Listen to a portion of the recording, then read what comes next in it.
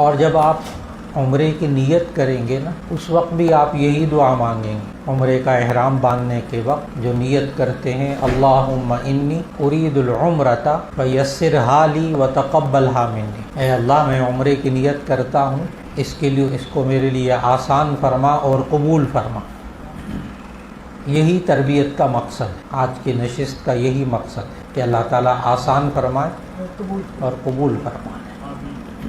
خواتین و حضرات، سب سے پہلے عمرے کا جو لفظی مطلب ہے وہ بھی سمجھ لیجئے کہ عمرے کا لفظی مطلب ہوتا ہے زیارت کرنا اور قصد اور ارادہ کرنا۔ یہ انسان بیت اللہ کی زیارت کی نیت کر کے جاتا ہے، روضہ اقدس صلی اللہ علیہ وسلم پر حاضری کی نیت کر کے جاتا ہے تو یہی عمرہ کہلاتا ہے۔ اور اس میں یہ انسان کل 4 کام کرتا ہے، وہ 4 کام کر لے تو عمرہ ادا ہو جاتا ہے۔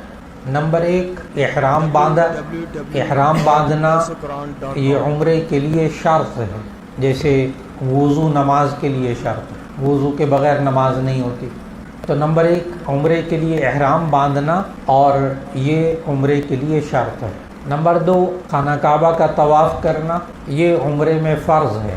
نمبر 3 صفا اور مروہ کے درمیان سعی کرنا، یہ واجب ہے عمرے میں۔ نمبر 4 سر کے بال منڈانا یا کتروانا، یہ واجب ہے عمرے میں۔ کہ آپ نے یہ سمجھا کہ عمرہ کرنا کس کو کہتے ہیں، ہم کیسے عمرہ کریں؟ جی آپ 4 کام کر لیں، عمرہ ادا ہو جائے گا۔